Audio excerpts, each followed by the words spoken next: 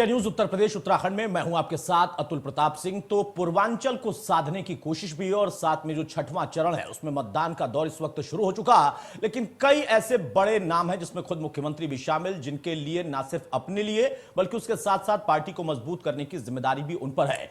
इस खबर को हम आगे बढ़ाएंगे, लेकिन उसके पहले एक बड़ी खबर आ रही है। ब्रेकिंग सेंटर का हम रुख करते हैं। वर्षा वहां पर है ब्रेकिंग सेंटर में, जो कि बड़ी जानकारी देंगी। वर्षा, क्या है बड़ी खबर? जी अतुल, मैं आपको बता दूं कि बलिया से इस वक्त की बड़ी खबर आ रही है, जहां पर ईवीएम मशीन खराब होने का पहला मामला सामने आ चुका है। बलिया के सिकंदरपुर के बाछापार में ईवीएम मशीन खराब होने का मामला सामने आया है। पोलिंग बूथ संख्या 198 पर ईवीएम मशीन खराब है। लाइन में लगे मतदाताओं में भारी नाराजगी ईवीएम मशीन खराब होने से देखने को मिल रही है। यानी कि 7 बजे से प्रक्रिया शुरू हो जाती है, 6:30 बजे लोग कतारों में खड़े हो जाते हैं वोट डालने के लिए, लेकिन फिर भी ईवीएम मशीन खराब होने से लंबी लाइनें लगती रहती हैं, लेकिन ईवीएम मशीन सही समय पर ठीक नहीं हो पाता है। तो इस वक्त की बड़ी खबर बलिया से हम आप तक पहुंचा रहे हैं। सिकंदरपुर के बाछापार में ईवीएम मशीन खराब होने से मतदाताओं की भारी नाराजगी देखने को मिल रही है। जी अतुल। बिल्कुल वर्षा, और लाइन में जो मतदाता इस वक्त लगे हैं उनको इंतजार करना पड़ा है। बलिया के सिकंदरपुर के बाछापार में ईवीएम मशीन की खराबी की घटना सामने आई है। पोलिंग बूथ संख्या 198 पर यह मशीन खराब हुई है। हालांकि उसको सही करने का प्रयास जारी है, लेकिन नाराजगी या फिर कहें कि इंतजार, ये दोनों चीजें वहां पर दिखाई दे रही है, क्योंकि मतदान करने के लिए जो पहुंचे हैं मतदाता, उनको इंतजार करना पड़ रहा है, उनका समय जाया हो रहा। पोलिंग बूथ संख्या 198 पर ईवीएम मशीन की खराबी की खबर है। हालांकि प्रशासनिक अमला इसको दुरुस्त करने में जुटा हुआ है। टेक्नीशियन जो वहां पर है वो इसको जल्द से जल्द सही करने का प्रयास कर रहे हैं। कई जगहों पर हमने देखा इसके पहले अलग अलग फेज में कि मशीनों की खराबी की घटना पर लोगों की नाराजगी भी सामने आई। जगदीश पांडे हमारे साथ, हमारे सहयोगी जुड़े हैं। जगदीश, मशीन की खराबी, लोगों की नाराजगी, क्या अब दुरुस्त हो पाई मशीन? जगदीश, मेरी आवाज आप तक जा रही है? मैं रजनीश बोल रहा हूं अतुल। और जिस तरीके से मशीनें की दिक्कतें आ रही है और इलेक्शन कमीशन का दावा है कि तुरंत मतदान कराया जाएगा, सेक्टर मजिस्ट्रेट से बात हुई, उन्होंने कहा मेरी कोशिश है और सारे लोगों की कोशिश है। उन्होंने कहा कि चूंकि मशीनें हैं तो कुछ टेक्निकल दिक्कत आ जाती है, लेकिन उसके वोट प्रतिशत पे कोई प्रभाव नहीं पड़ेगा।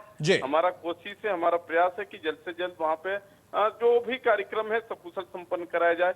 स्पेशली मतदान की बात हो रही है कि रजनीश, आप बलिया को बहुत बखूबी जानते हैं। सवाल इस बात का है, मशीन की खराबी तो जल्द दुरुस्त हो जाएगी, प्रशासनिक अमला वहां पर लगा होगा, टेक्नीशियन लगे होंगे, लेकिन बलिया की इस वक्त की जो राजनीति है वो क्या कह रही है? बागी बलिया किस तरीके के संकेत दे रहा है सुबह से ही? देखिए, चूंकि बलिया के बारे में शुरू से ये एक धारणा रही है कि बलिया में जिसकी सबसे अधिक सीटें आती है ये एक टेलर बना देता है। 2007, 2012, 2002 जो भी बात करेंगे, जिसके सबसे अधिक यहाँ पे एमएलए चुनाव जीते हैं उसी की यूपी में सरकार बनी हुई है। तो नजारा यहाँ से स्क्रीन क्लियर हो जाएगा। हालांकि माना भी जाता है कि जिसका पूर्वांचल उसका उत्तर प्रदेश, लेकिन एक यह भी कहावत है कि जिसका बलिया उसी का पूर्वांचल। बलिया में 60 सीटें हैं। लीडर अपोजिशन राम गोविंद चौधरी की प्रतिष्ठा दांव पे लगी हुई है, सियासी प्रतिष्ठा कह सकते हैं। उपेंद्र तिवारी योगी सरकार के कद्दावर मंत्री हैं। आनंद स्वरूप शुक्ला संसदीय कार्य राज्य मंत्री रहे। इन सारे लोगों की प्रतिष्ठा दांव पे लगी है। उमा शंकर सिंह जो बसपा के कद्दावर नेता है, नेता सदन भी है। तो कुल मिला के लोगों की नजर जरूर बनी हुई है। यहाँ मोदी से लेकर अमित शाह, जेपी नड्डा सबका कार्यक्रम हो चुका है। अखिलेश यादव 3 यहाँ पे कैंपेनिंग कर चुके हैं। तो देखिए अतुल, जो भी जाएगा क्लियर हो जाएगा कि उत्तर प्रदेश। चलिए, यानी बलिया के जरिए पूर्वांचल कम से कम डिसाइड करेगा या बलिया डिसाइड करेगा पूरे पूर्वांचल को? ये एक मिथ है, ये क्या टूटता है या फिर बना रहता है? ये भी अपने आप में बड़ी बात होगी। बहुत शुक्रिया रजनीश हमारे साथ जुड़ने के लिए। आगे भी आपसे जुड़ते रहेंगे, जानकारी लेते रहेंगे। तो रजनीश ने ईवीएम मशीन की खराबी को लेकर भी जानकारी दी और साथ में बलिया संकेत क्या दे सकता है या बलिया से किस तरीके का प्रभाव पूरे पूर्वांचल पर दिखाई देगा, यह भी अपने आप में बहुत अहम है। और कई बड़े नाम है, चाहे वो पक्ष के हों या फिर विपक्ष के, जिनकी अपनी साख दांव पर लगी हुई है। उनके लिए भी चुनौती अगर है तो उस चुनौती से वो कैसे निपट रहा है, ये उनके सामने भी अपने आप में एक सवाल है। तो बड़ी खबर थी बलिया से। सिकंदरपुर के बाछापार में ईवीएम मशीन की खराबी, पोलिंग बूथ संख्या 198 पर ईवीएम अभी खराब हुई है और इसको दुरुस्त करने की कोशिश की जा रही है।